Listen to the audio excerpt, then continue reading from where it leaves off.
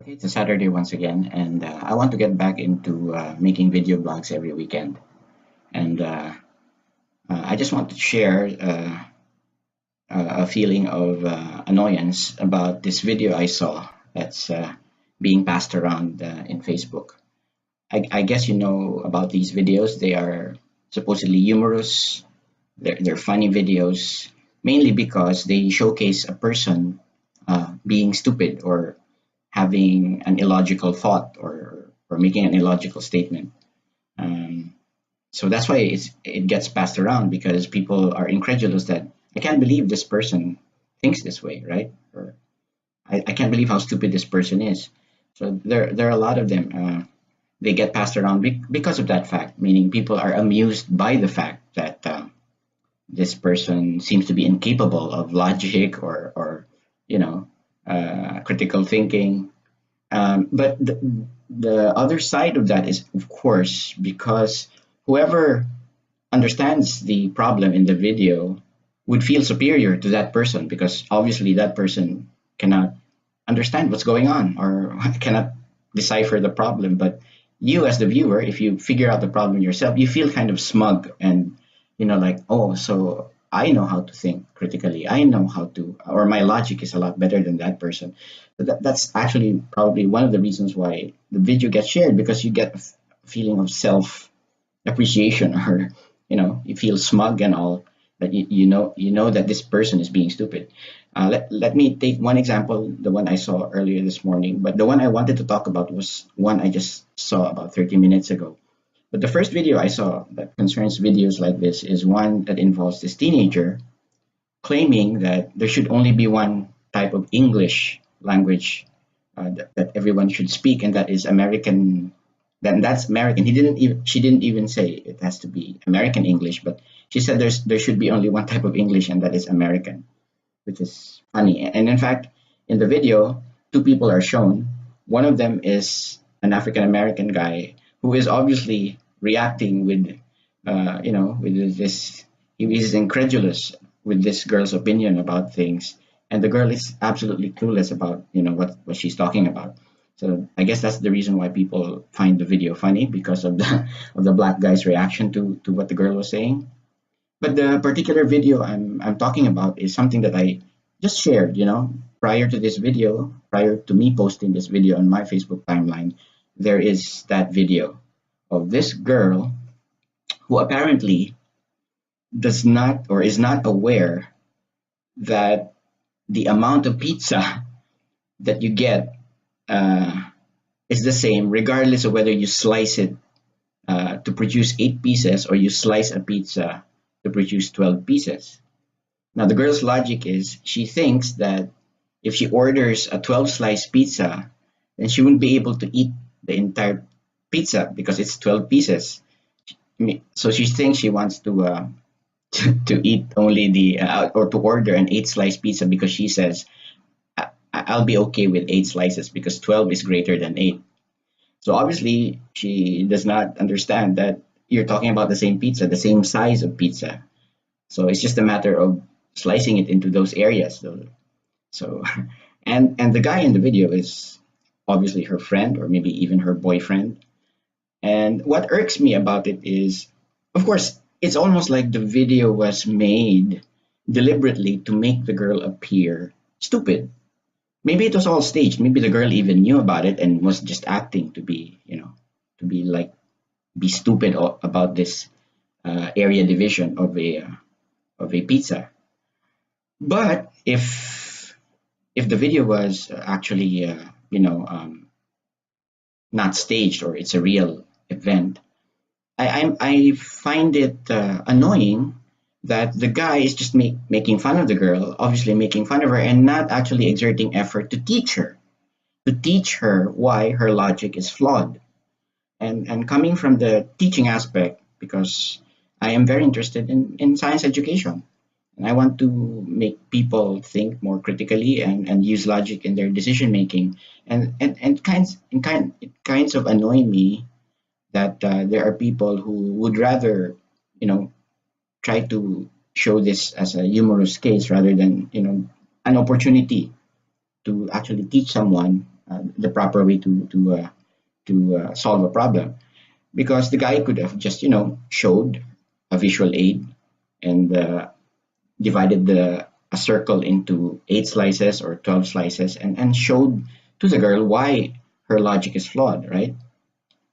And one reason why I am irked about this is because I want to say that I myself have some issues with some aspects of science, and particularly mathematics, which probably was the reason why well, back in my youth, I had trouble with subjects pertaining to calculation, problem solving, because as I discovered as I grew up, uh, my problem is described as something sort of being like a dyslexic, but instead of being dyslexic with letters and words, I am sort of like math dyslexic.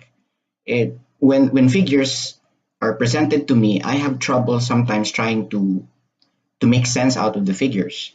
So it's the same thing with dyslexics, wherein they have trouble reading or comprehending like a written material because of some problem with the way they decipher things.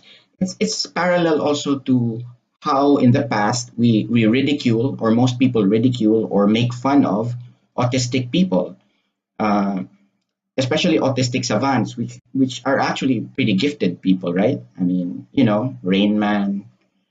Who else? Are you familiar with Temple Grandin, the girl who's autistic, but she eventually became a famous figure in animal husbandry in the U.S.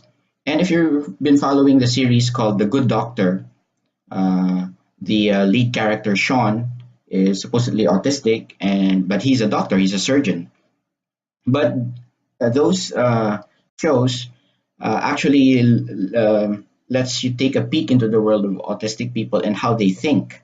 For instance, some autistic people actually think visually, just like Temple Grandin. She thinks in pictures.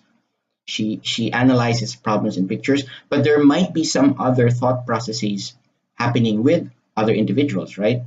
And maybe some people are less capable of doing this kind of analysis than that kind of analysis.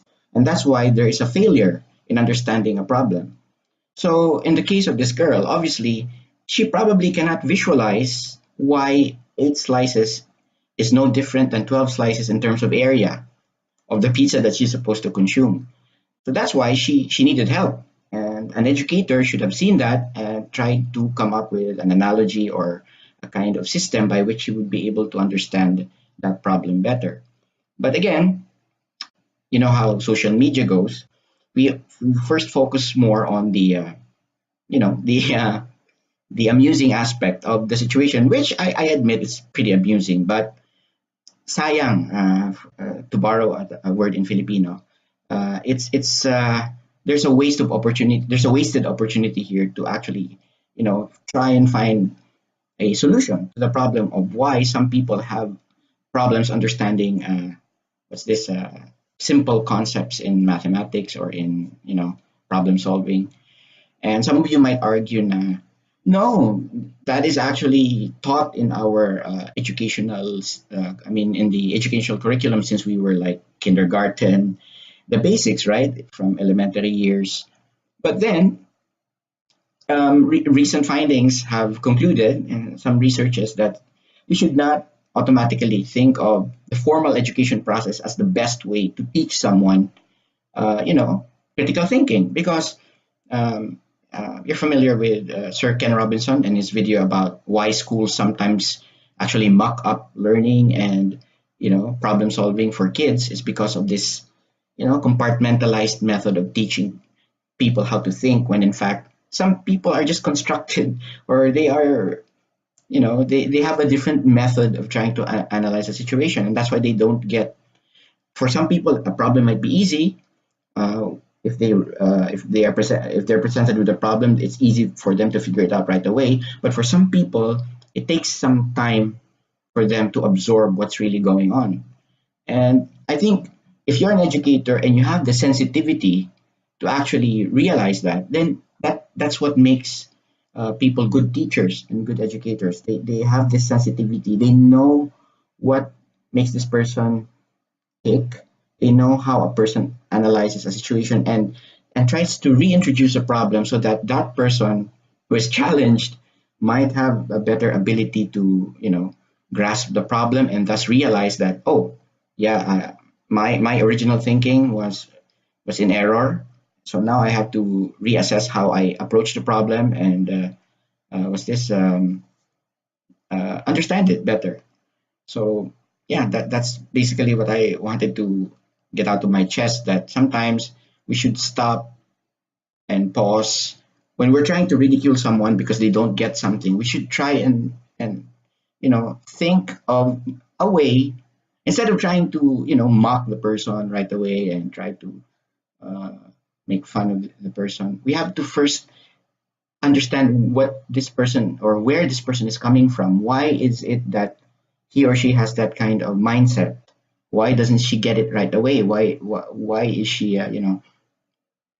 but it's a totally a different issue now if that person is doing something because of some political. I won't even go into that. I know what you're thinking right now. You might probably think this is a video in defense of someone, you know, who made a mistake. No, no. Honestly, I made this video primarily because of that video, which is found in my feed uh, about that pizza thing.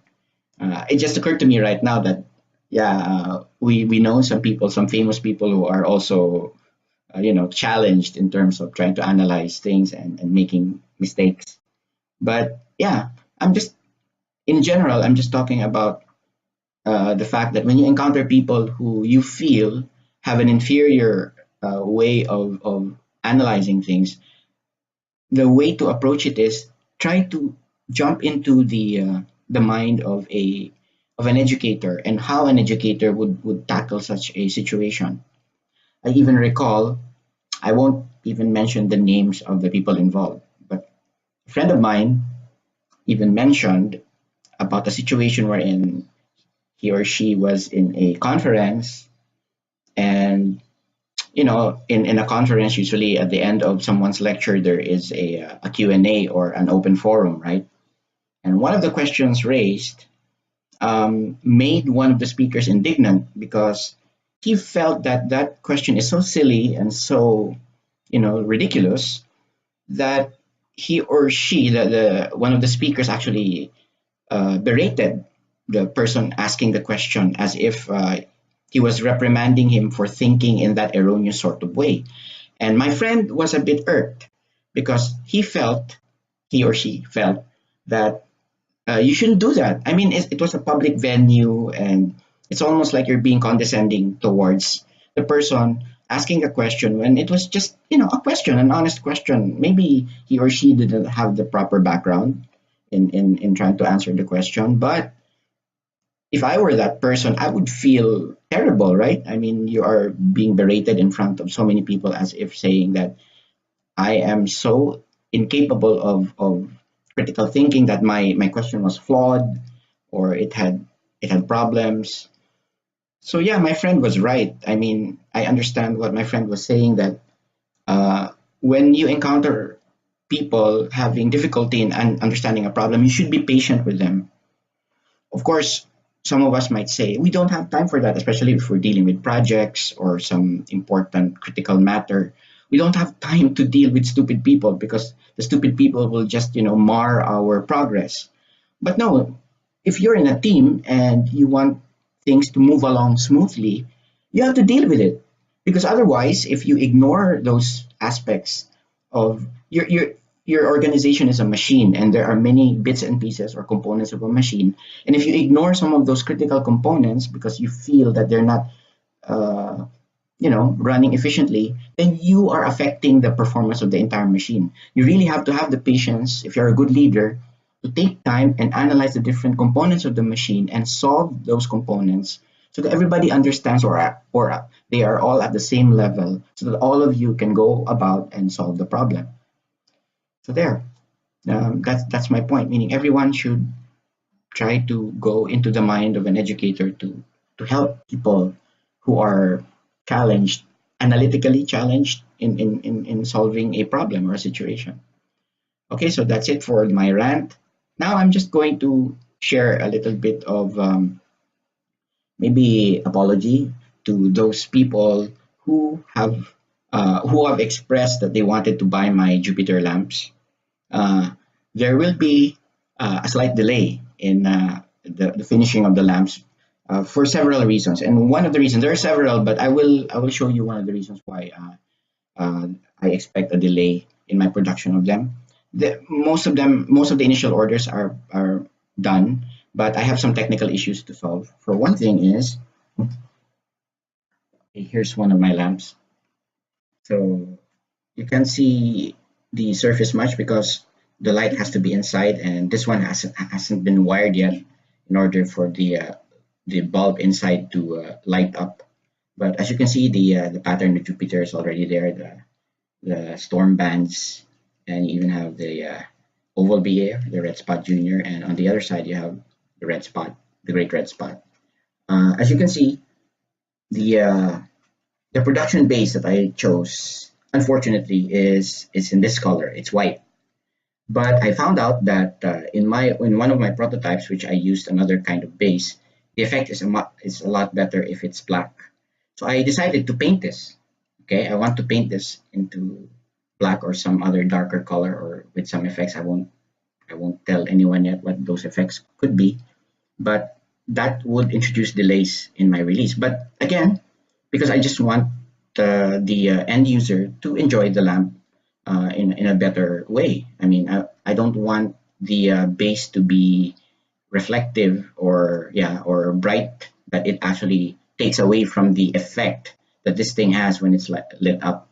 Okay, because I'm going to show you the lamp. One of the lamps is actually lit down there at my feet. So I'm going to pick it up right now.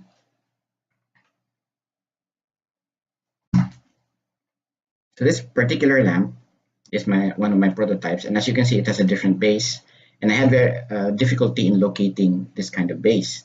But as you can see, it's black, and it's actually better when you're viewing the lamp because it's more subdued compared to the other base. So yeah, that's why black is a lot better, particularly matte black. And you might be wondering, if this is Jupiter, why can't I see Jupiter itself?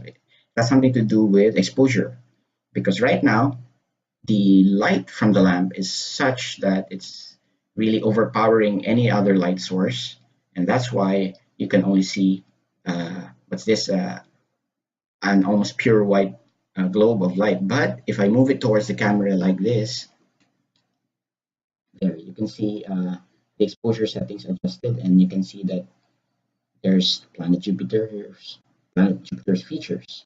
You can see it more clearly now because the exposure settings on the camera is adjusting. There. So I hope you would forgive me for this delay. But again, I only want the lamp to look better and so that you can enjoy it better. That's why there will be a slight. It's not a big delay, but there will be a slight delay in my release of the lamps. And this is not something critical. I mean, uh, it's not something that would really stop production. So rest assured, they would still be released within the first week of February. So I hope those who have ordered are patient enough to actually understand the situation involving the little detailings that I'm doing in finishing up the lamps. So I guess that's all for my Saturday video blog. And oh, I don't know if you noticed it. This is the sketch I made of astronaut John Young. I stuck it on the wall. Um, I made this. I drew this sketch on the day that, or a few days after he passed away.